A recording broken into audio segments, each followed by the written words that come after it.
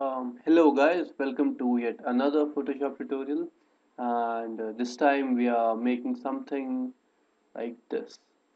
So let's start off.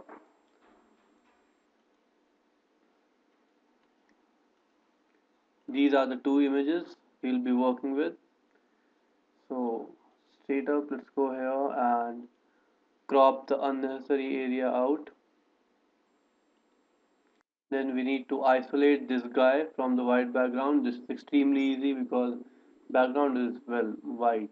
Pick your magic wand, click, go to select, similar, and while holding your alt key press the add layer mask icon, and that's it. That was really easy.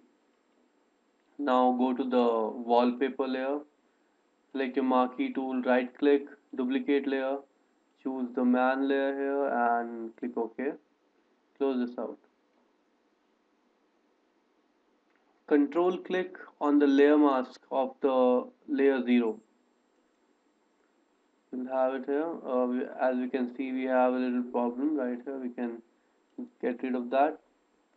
Just circle around the spot and we are good. And click the layer mask again. This is basically what we wanted.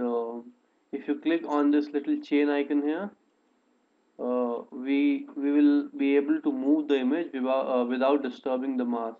So this is very helpful.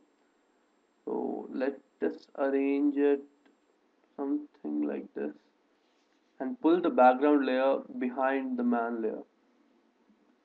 Now we can see we have a problem. We'll take a brush and paint it with white. There we go. Now I got rid of that.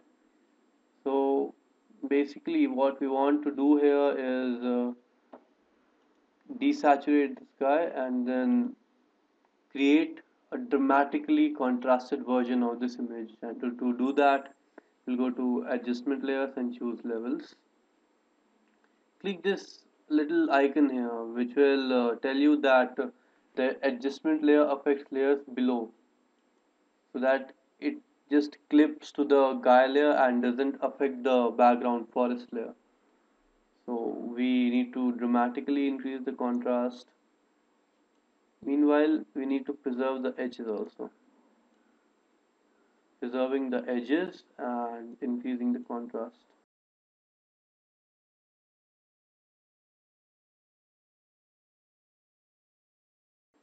Take a little time to suit it to your needs. We need the edge details here, and if we are not able to get it right away, don't worry, we can customize this with a dodge and burn tool. I'll be showing you how.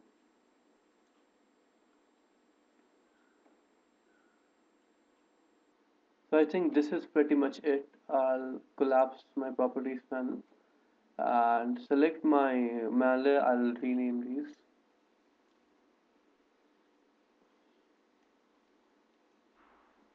and select my guy layer and put its blending mode to screen.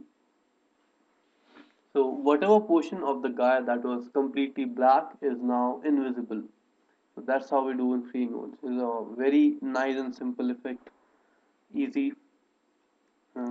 Let's look at the problem areas.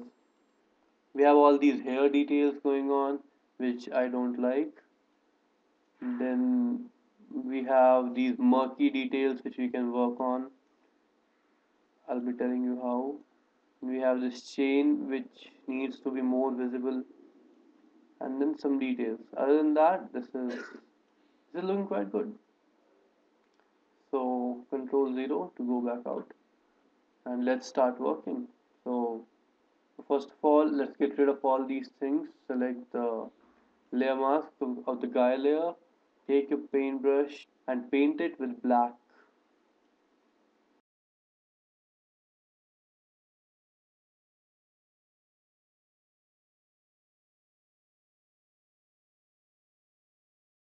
The document looks quite absurd without a background, so let's give it one.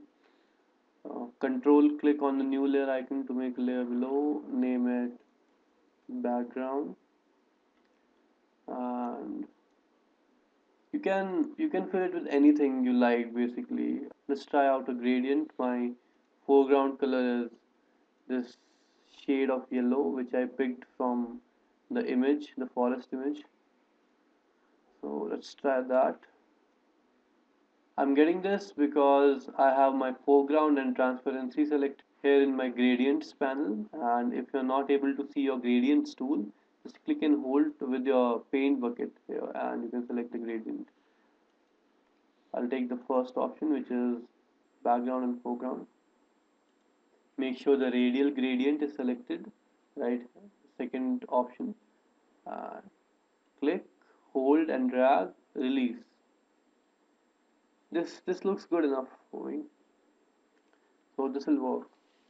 So again select the guy layer, and now we'll take care of these little details here. Now, one tool below your gradient and paint bucket tool, you'll get the dodge tool. Click it, make sure the range is midtones and exposure is 50%, and make sure that it's a small brush. Paint over the white areas that you want to bring back.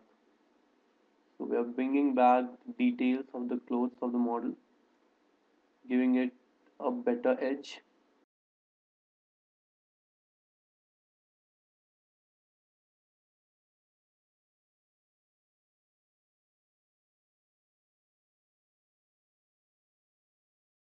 Painting on the chain to make it a little more visible. We cannot bring a lot of it back because the background was black, it was a dark blue, so that's not coming back.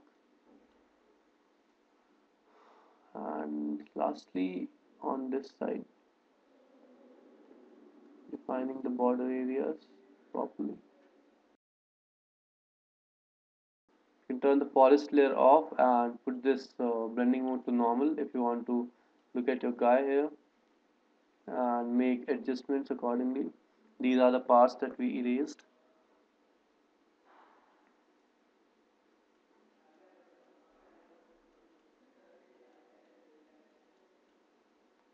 See, look for any highlights that we might have missed. There's some over here in this area. Just bring them back. The key is balance. You don't want to overdo this. Then you have the burn tool, with which you can bring back the shadow details which you lost on the hands. Simply clicking and dragging.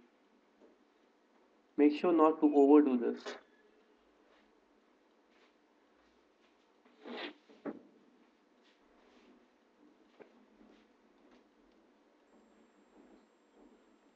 I think that's about as adventurous as we can be. Uh, let's control 0 out of there and turn the forest layer on and put the blending mode to screen again. So this is what we are left with. Now you can modify this endlessly, but I'll do a few things. First of all, I'll create a new curves adjustment layer and add a little bit of contrast to the picture.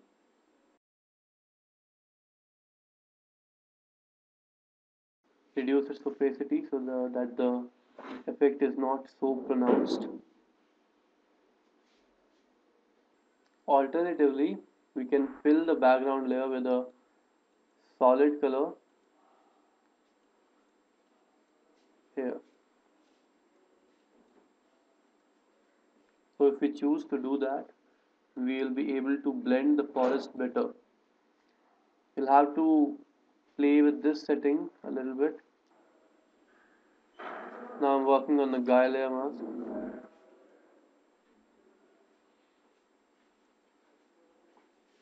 Moving.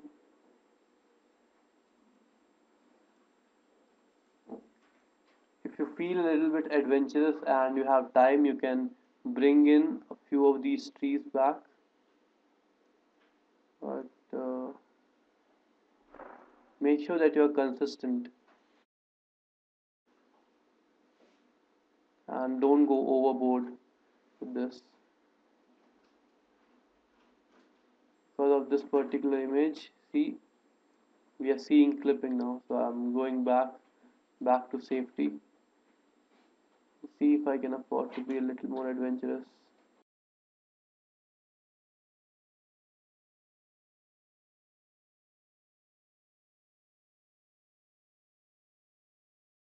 I'm pressing and holding the R key to rotate the canvas because it's easier for me to paint left to right.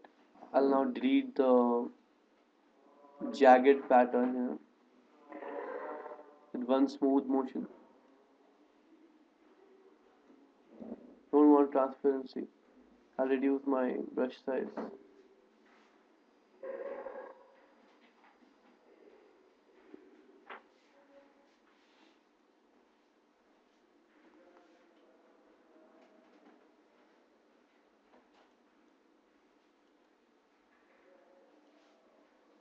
Control 0.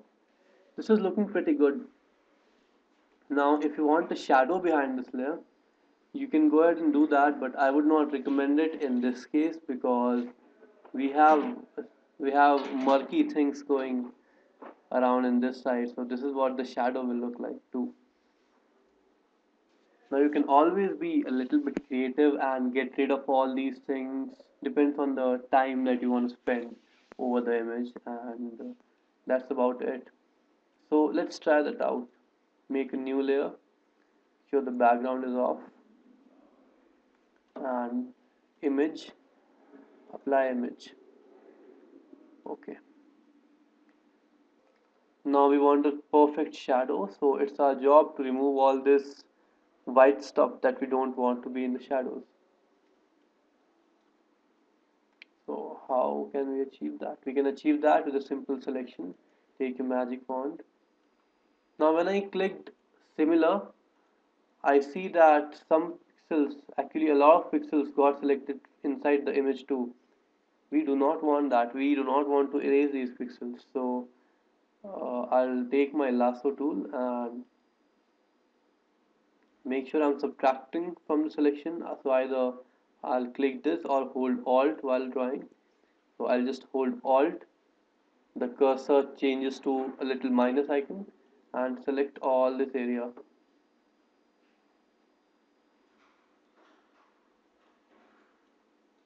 Make sure that nothing else is selected inside the image. And this is the only thing which is selected now. Now press delete. Now it seems as if nothing happened, but do not panic. Press Ctrl D. You are not able to see any changes because the original two layers are turned on. If I close these, this is what we end up with. I'll take my eraser, delete these little random spots here. Now now the selection was in no way is perfect as you can see, but we don't need a perfect selection. You'll find out why. So let's turn everything back on. Take a separate guy copy and go to FX and give it a drop shadow. Just clicking and dragging the shadow over. Nothing fancy. Um, right here is fine, I guess. Yeah. Now increase the size of your shadow so that it's softer. That's okay. Now you can see how we ended up with a bad edge which is kind of visible from afar. It doesn't look bad, it doesn't ruin our image. We have little problem areas which we can see. We can get rid of these, no problem. Take an eraser and erase them away. Now these jagged edges don't seem to be much of a problem to me from here afar, but if you want to get rid of them, you have two ways.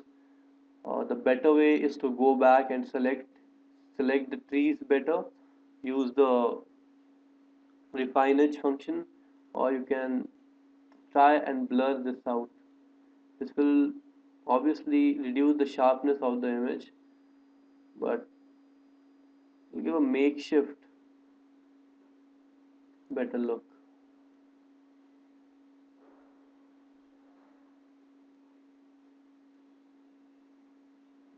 So there you have it. It's not as visible now if you are that bothered by it, but for me that was fine.